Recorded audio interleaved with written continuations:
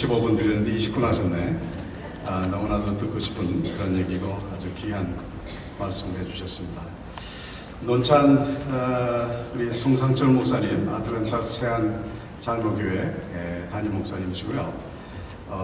힘넷 미사로 섬기시는데 30분을 하셔도 되겠습니다. 예. 할렐루야. 반갑습니다.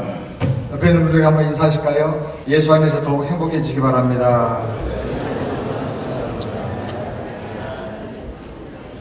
우리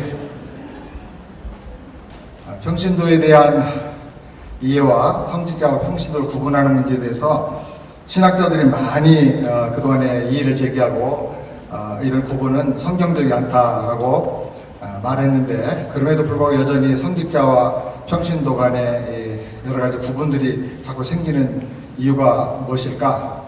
이걸 어떻게 단번에 해결할 길이 없을까? 전 나름대로 생각하는 것은 성도들이 복음의 사역을 열심히 하면 된다. 성도들이 말씀 사역을 열심히 하면 된다. 말씀 사역을 안 하고 그냥 닦고 쪼이고 기름치고 이런 것만 하니까 말씀 전하는 성직자 그리고 다른 일하는 평신도, 이런 부분이 계속 현실적으로 되고 있지 않나, 저는 그렇게 생각합니다. 그래서 이 문제를 해결하는 가장 중요한 길은 신학적인 논찬도 중요하지만은 우리 평신도 성도님들이 복음 전도의 열정을 품고 사역을 하고 양육하고 그렇게 하면은 이런 부분이 없어지지 않겠나 생각합니다. 제가 한 45년 목회를 하면서 스스로 저를 돌아볼 때, 목회한다고 하지만 잎사귀만 무성하게 만드는 목회 비슷한 일만 하는 우리가 되지 않았나. 목회를 한 게 아니라 목회 비슷한 일. 목사가 전도 안 하고 복음에는 관심이 없고 영혼 구원에는 흥분을 안 해요. 목사님들 제일 흥분하는 거 보면 예배당 잘 졌을 때 흥분하고, 숫자 많아지면 흥분하고, 헌금 늘어나면 흥분하고, 영혼 몇 명이 전도가 됐고 몇 사람이 구원받았는가, 이거 별로 얘기를 안 합니다. 우리가 정말 회개해야 될 큰 심각한 죄라고 생각합니다. 선교사님들도 다녀보니까 한 50날 이렇게 다니면서 선교지를 섬겼는데, 선교한다고 하는데 복음 전도는 안 하고요, 핵심 본질을 놓치고 다른 일을 너무너무 많이 하는 거예요. 선교 비슷한 일을 하는데 선교는 안 합니다. 복음 전도하고 영혼 구원하고 핵심 본질을 붙잡아야 되는데 우리가 이걸 못하고 있지 않나. 문화사역, 섬김사역, 나눔사역 이거 다 필요한데, 이거는 밥 먹을 때 그릇 내놓는 거고요, 거기에 음식이 없으면은 밥 못 먹는 거죠. 그래서 사역의 핵심은 뭐냐? 복음 전도다, 영혼 구원이다. 아멘? 우리가 영혼 구원하는 일에 흥분하고 복음 전도하는 일에 집중하고 그러면 20-30년만 좀 열심히 하면 이 세계가 복음화 될 수 있습니다. 1년에 한 명씩만 전도하고 양육해서 그 사람이 또 다시 전도하고 양육하고 계속 전도하게 하면 20몇 년만 지나면 40억을 전도할 수가 있습니다. 근데 이걸 안 하는 거죠. 우리가 문화사역, 섬김사역, 나눔사역만 하면요, 유럽교회처럼 망합니다. 유럽교회가 문화사역만 하다가 망했거든요. 근데 우리 한국교회는 관광할 만한 건물도 없습니다. 유럽은 그래도 막 무슨 베드로 성당이니 뭐니 가보면 우아하고 엄청난 성당들이나 있지요. 예술품이 있죠. 한국교회는 그런 것도 없지 않습니까? 그러니까 완전히 폭삭 망하는 겁니다. 관광도 안 되고. 그래서 다시 돌아가야 될 것은 죄송합니다만 아침부터 흥분해서 복음을 얘기하면 너무 흥분이래요. 정말 다시 복음으로 돌아가야 된다. 우리 영혼 구원에 우리가 집중을 해야 되지 않겠는가 생각합니다. 복음을 전도해야 되는데 전도가 잘 안 됩니다. 한국에서 들려온 얘기 들으니까 대학가에서 전도하려고 그러면은 5분만 하세요. 영접해 드릴게요. 영접해 드릴 테니까 5분만 하래요. 너무 많이 똑같은 전도 내용으로 너무 심플하게 이렇게 복음을 전했어요. 그런 전도가 될 때가 있었습니다.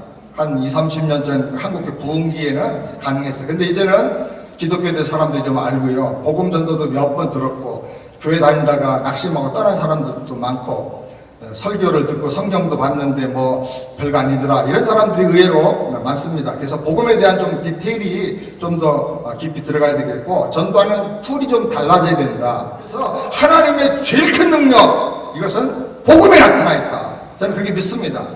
그래서 우리가 붙잡고 사랑하고 묵상하고 계속 기도하고 자랑하고 전해질 것은 복음밖에 없다. 그렇게 생각합니다. 교회가 굉장히 젊고 지식 친구들이고 말씀을 잘 깨닫고 그리고 이걸 다른 사람에게 설명할 수 있는 역량들이 있는 그런 사람들이 저에게 모였어요.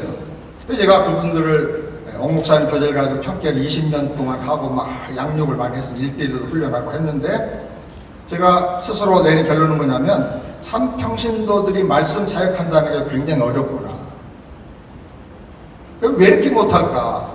전 못한다고 생각했어요. 근데 저를 돌아보니까 제가 신학 공부를 10년도 넘게 한 거예요. 10몇 년 동안 신학 공부를 하고도 목회가 안 되는데 평신도들 뭐 한 1, 2년 제자 훈련해놓고 사역하라고 하니까 이게 안 될 수밖에 없구나 이거. 그걸 제가 비로소 깨달았어요. 저를 회개하고. 그래서 고민하고 기도하는 가운데 만든 게 이 교재입니다. 어떻게 하면 평신도들이 쉽게 그리면서 철저하게 성경적으로 복음을 전할 수 있을까? 그리고 복음 전한 사람들을 그냥 내버려두지 않고 어떻게 하면 하나하나 양육을 해서 그리스도인의 아주 충성된 군사들로 세계 선교 비전을 갖는 그런 사람들로 훈련할 수 있을까? 도와줄 수 있을까? 목사가 하는 게 아니라 평신도가 하게끔 해줄 수 있을까? 그래서 찾은 것이 이제 그림으로 찾았습니다. 그래서 제가 그림으로 이 교재를 12권을 만들었습니다. 근데 제가 어떻게 하면 이걸 쉽게 이 시대에 좀 이렇게 평신도들에게, 성도들에게 전할 수 있을까? 청년들에게도 전할 수 있을까? 그리고 연구를 하고 고민하고 기도를 한 1년 가까이 했습니다. 이거에만 마음이 꼽혀가지고. 그런 가운데 교회 역사에 보니까 하나님 우리에게 주셨던 유산들이 있는 거예요. 사형리라든지 또 내비게트 브릿지라든지 전도 폭발이라든지 이게 너무 잘 돼 있는 겁니다. 근데 문제는 이것이 업데이트가 안 된 거예요. 업그레이드가 안 되고 이거 몇십 년째 쓰니까 이제 너무 우리가 거기에 매너리즘에 빠져버린 거예요. 그래서 제가 고민하다가 내비게이트에 있는 브릿지를 참고하고 응용해가지고 그리고 예수 믿고 영생 얻는 영생이라는 거를 하나님의 형상과 이미지 하나님 형상과 모양을 따라 우리 지으셨지 않습니까? 그것이 죄로 말미암아 다 파괴되고 잃어버려서 우리가 이렇게 저주가 됐는데 예수님께서 우리 거듭나게 했으면 그게 회복이 되잖아요. 그래서 하나님의 형상과 모양 그걸 여기는 이제 좀 현대적인 말로 오리지널 디자인이라고 좀 무식해 보이잖아요. 그렇게 해가지고 10가지를 성경에서 찾아가지고 이것이 영생이고 이것이 기본적으로 우리가 붙잡아야 될 천국의 특성이다.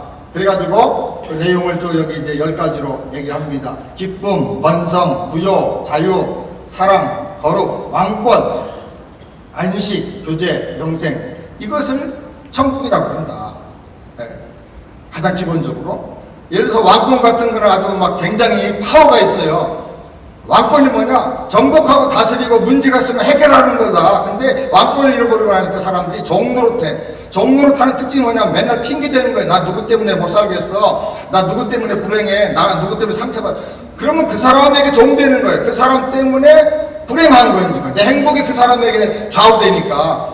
종노릇하는 특징이 뭐냐면 핑계대고 책임 전가하고 원망하고 불평하고 상처받았다고 하고 이게 다 종노릇하는 특성인 거예요. 이 현대인 중에 그렇게 안 사는 사람이 없는 거예요. 그래서 이런 거를 말씀을 가지고 이렇게 파헤쳐주면 깜짝깜짝 놀랍니다.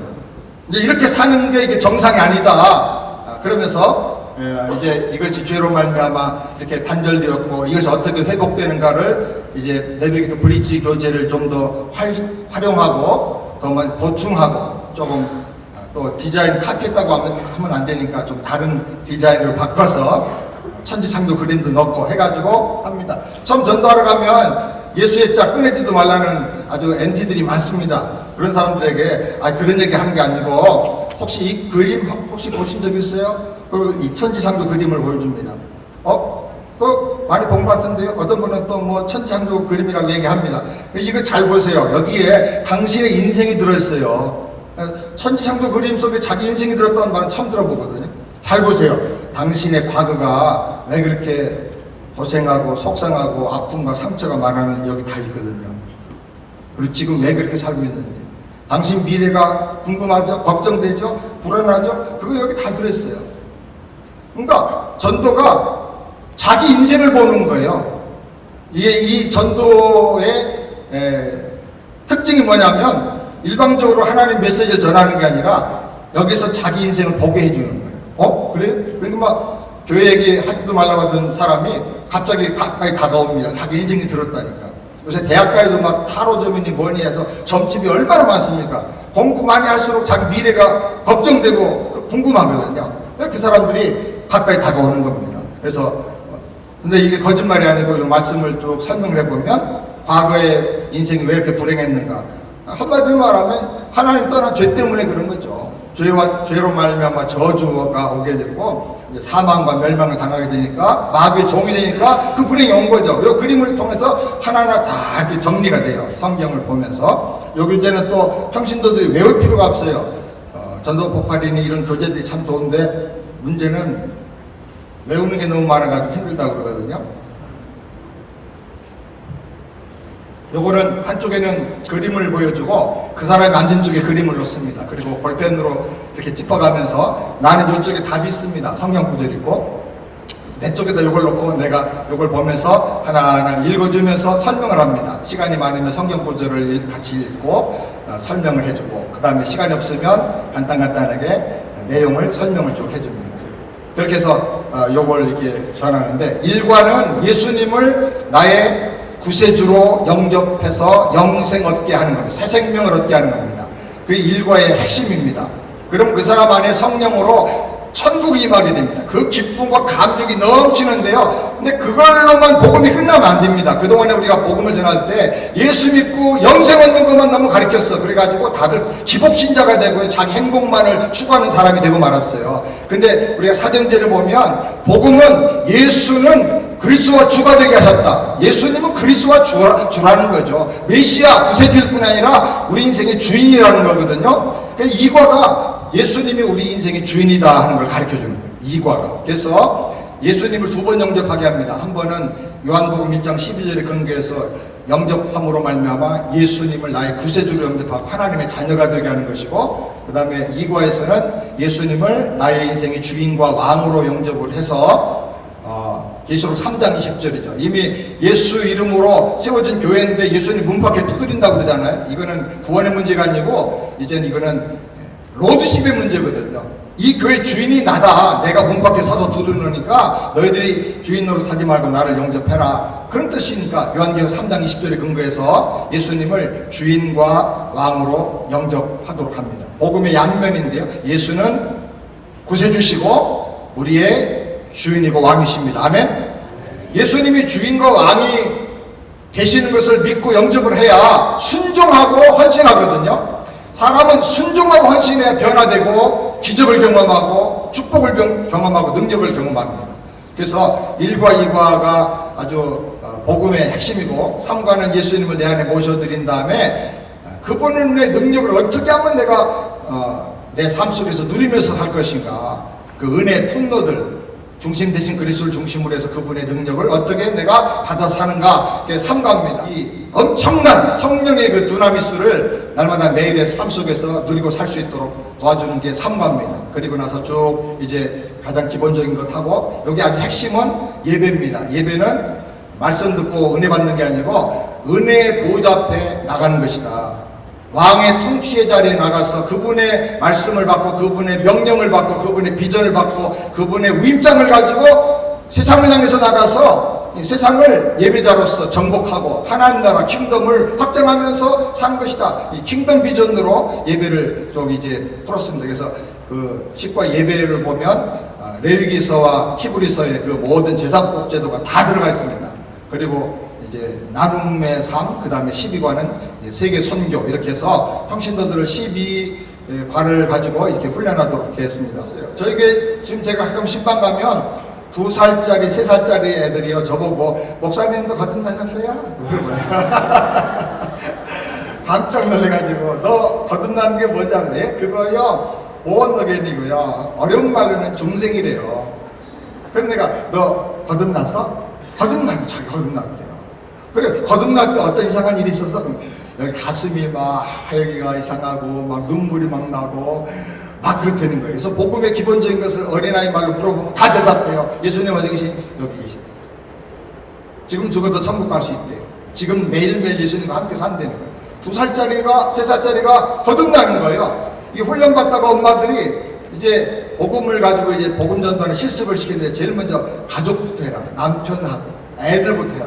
그래가지고 남편 때문에 이거 하다가 예수 믿는 남편 때 얼마나 많은지 몰라요. 가정 복음화가 되더라고요. 애들 변화가 되는 거예요. 애들이. 하나님께서 은혜를 주시고 복음 전하니까 하나님께서 너무 기뻐하시는 것 같아요. 그리고 여기 그림으로 되어 있으니까 전도를 받는 분들이 거기서 자기 모습을 연상해 가지고 발견하는 거예요. 지난번에 우리 이현성 목사님과 함께 킴넷 주관을 해가지고 루마니아에서 선교대회를 한번 했습니다.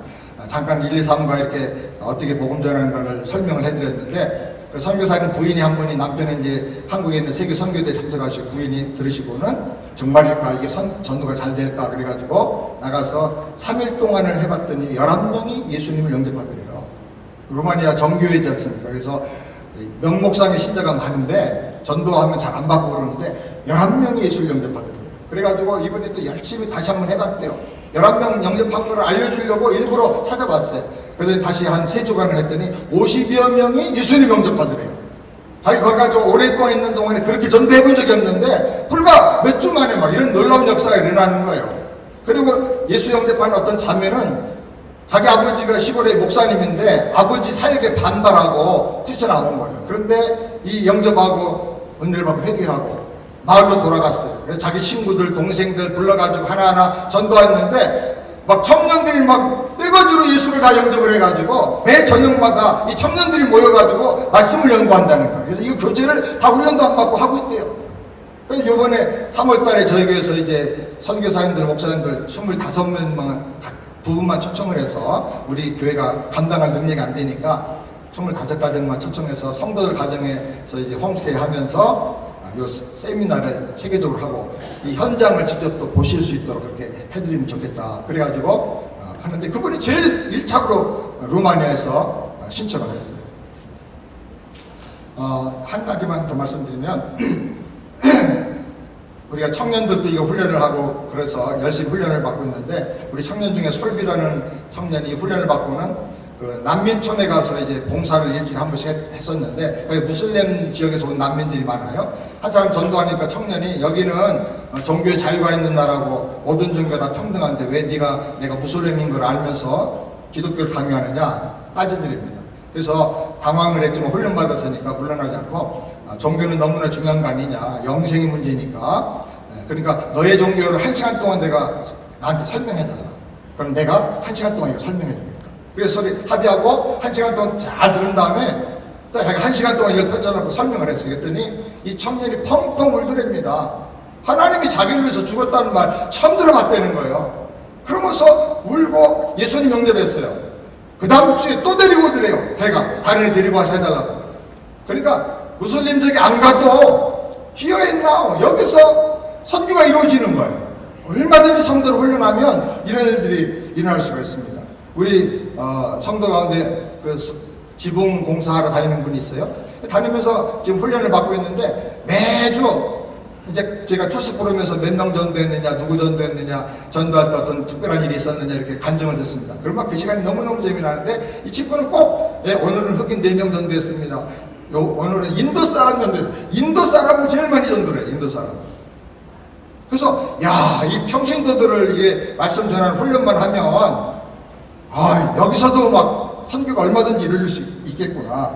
감사한 것은 이 복음에는 능력이 나타나서요. 예수 믿고 구원받고 변화되는 것만 아니고 병도 낫더라고요. 저에게 약 30여 명의 암 환자가 있었는데 다 나아버렸어요. 희한한 일이에요.